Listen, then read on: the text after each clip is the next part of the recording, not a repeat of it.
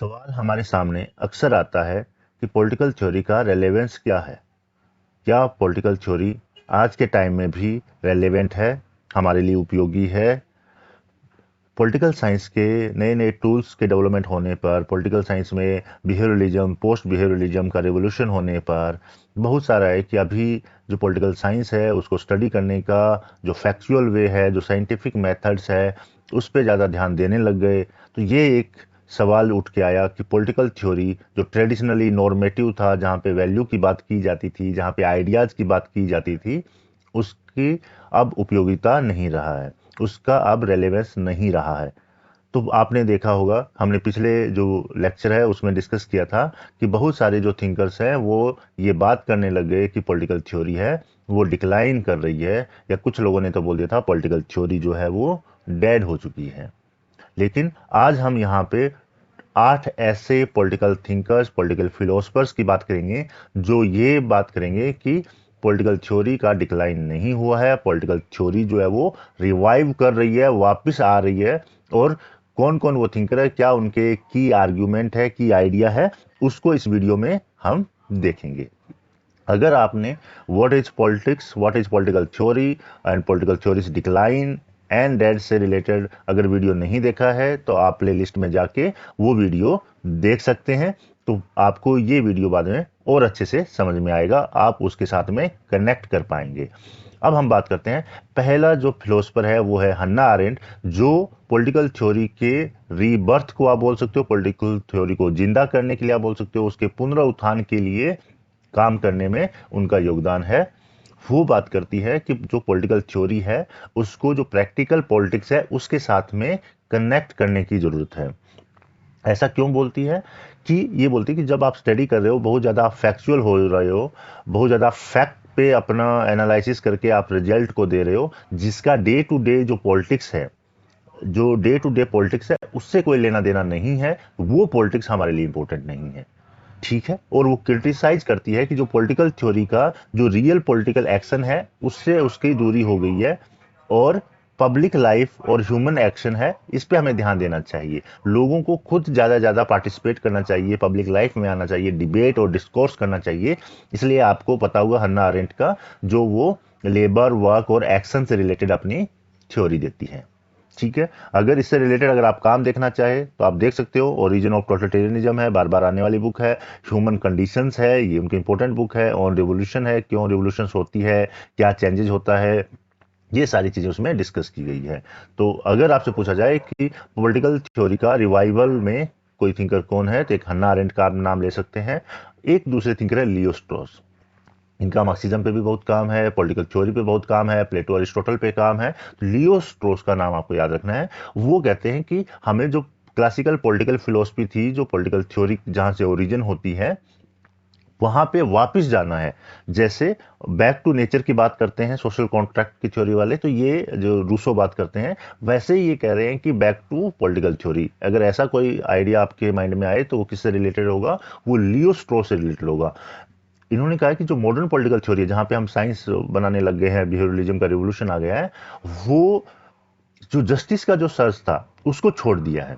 जो हम एक आइडियल, एक जस्टिस का, लिबर्टी का, इक्वलिटी के सर्च को लेके जो हम जो क्लासिकल पॉलिटिकल फिलोसफी काम करती थी, उससे हम अब दूर होते जा रहे हैं।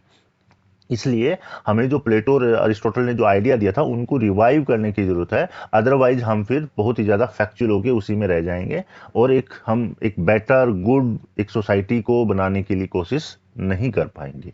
अगर आप बुक देखना चाहो तो इनका बुक है, एक है नेचुरल राइट एंड हिस्ट्री। तो आप देख सकते हैं कैसे वो क्लासिकल की ओर जा रहे हैं। जो नेचुरल राइट की बात करें कि कुछ फंडामेंटल राइट्स है, prosecutions and the art of writing, इस बुक में वो बताते हैं कि जहाँ पे टोटलिटेरिज्म या डिक्टेटरशिप होता है वहाँ पे लोगों को दबाया जाता है, तो जो इंटेलेक्चुअल है, जो थिंकर है, जो फिलोसफर है, वो कैसी लैंग्वेज का यूज करते हैं अपनी राइटिंग में अपनी बात को एक्सप्रेस करने के लिए। डायरेक्ट कुछ लिखेंगे तो आपको जेल हो सकती है, आप पे एक्शन हो सकता है।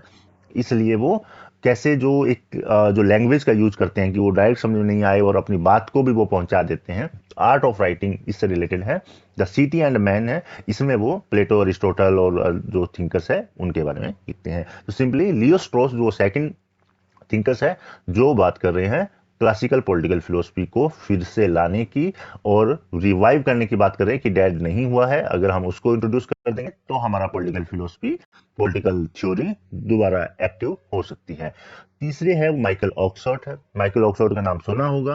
वो नियो कंजर्वेटिविस्ट माने जाते हैं, नियो कंजर्वेटिविज्म के थिंकर हैं।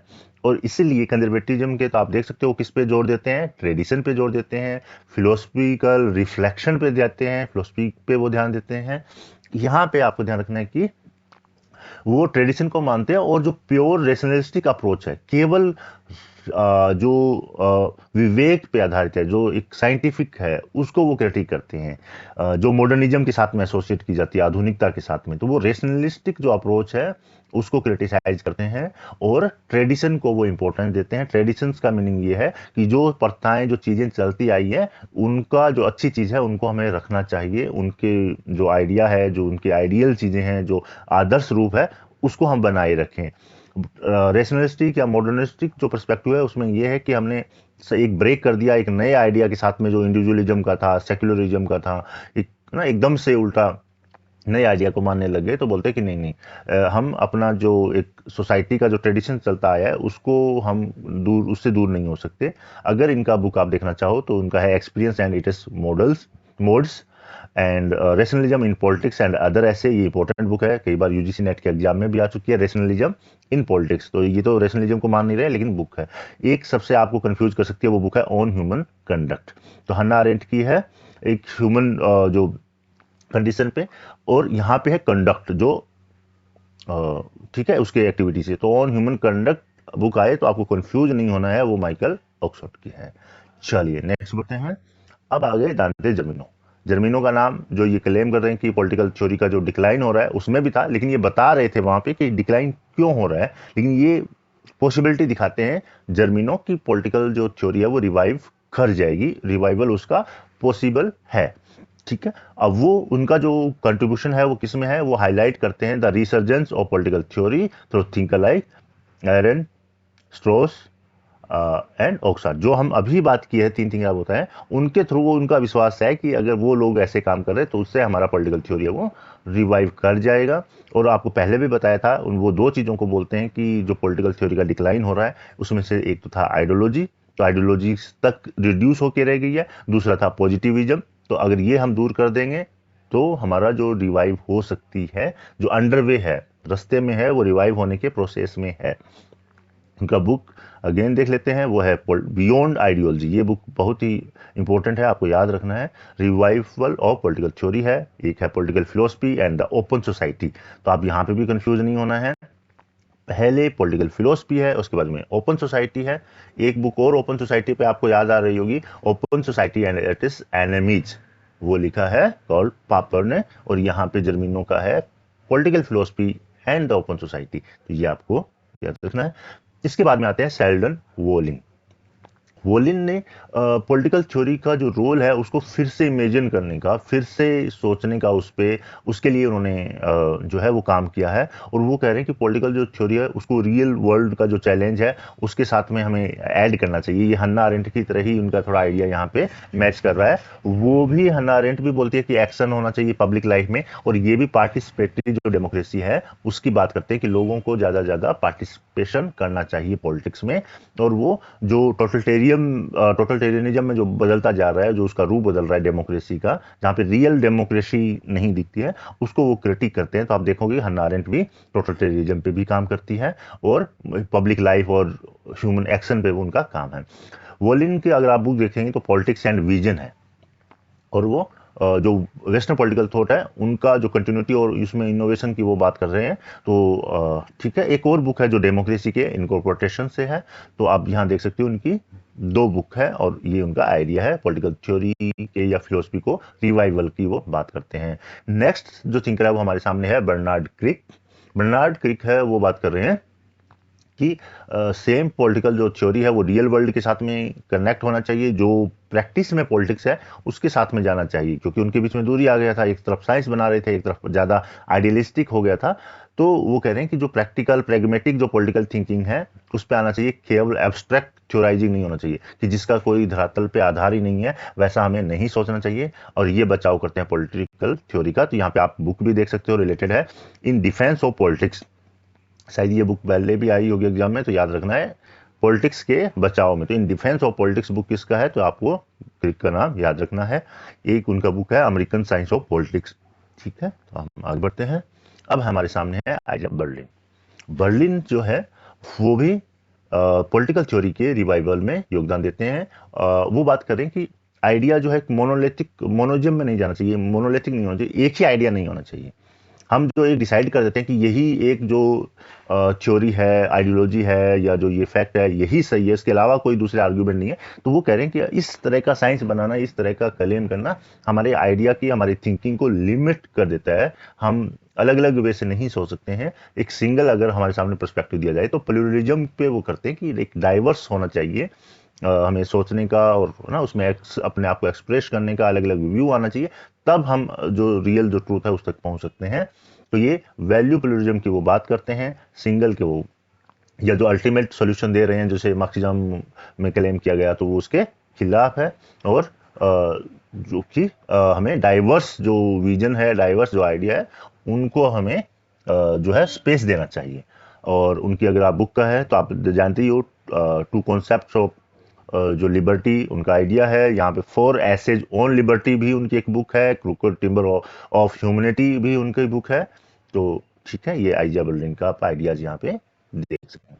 इसके बाद में जॉन रोल्स को बहुत सारे जो थिंकर्स है वो सलाह देते हैं कि उन्होंने पॉलिटिकल थ्योरी का रिवाइव किया है। उनका जो आइडिया है जस्टिस का, वो एक फेयरनेस के रूप में देखते हैं, यानी एक आइडिया के रूप में देखते हैं। वो बहुत सारे ऐसे जो मेथड्स को यूज करते हैं जो जस्टिस को एक्सपेंड करने वाले हैं, जो नॉर्मेटिव की ओर लेके जाते हैं, जो आइडियल की ओर लेके जाते हैं, जिसमें वैल्यू है।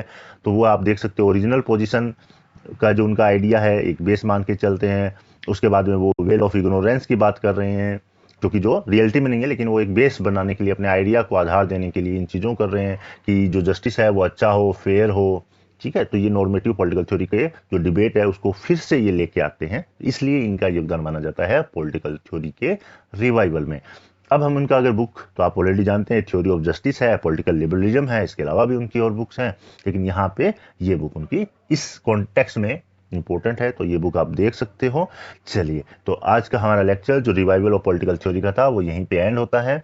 आपसे एक बार फिर से रिक्वेस्ट है कि अगर आपको पॉलिटिकल थ्योरी क्या है, पॉलिटिक्स क्या है, पॉलिटिकल थ्योरी का जो डिक्लाइन से रिलेटेड डिबेट क्या है, पॉलिटिकल थ्योरी का जो डिक्लाइन के बाद में जब उसका जो दोबारा पॉलिटिकल थ्योरी को जो एस्टैब्लिश करने के लिए जो कोशिश हो रही है, उसमें कौन से थिंकर है, ये सब जानना है, तो ये पूरा जो प्लेलिस्ट है उसको एक बार आप देख लीजिएगा। अगले वीडियो में फिर ऐसे ही कोई एक इंपॉर्टेंट टॉपिक पे हम फिर मिलते हैं। आप सबसे रिक्वेस्ट है कि अगर ये वीडियो आपको अच्छा लगा तो प्लीज़ चैनल को सब्सक्राइब कर लीजिएगा, और अपने दोस्तों के साथ में इसको शेयर करिएगा, डिबेट और डिस्कशन करिएगा। अगर आपको कोई मटेरियल चाहिए या ये चैनल को, ये लेक्चर आपको चाहिए, तो आप मेरे टेलीग्राम चैनल को ज्वाइन कर लीजिएगा। वहाँ पे हम और ज़्यादा डिस्कस कर सकते हैं और आपको इसका PDF मिल सकता है। तो आज के लिए इतना ही। Thank you very much.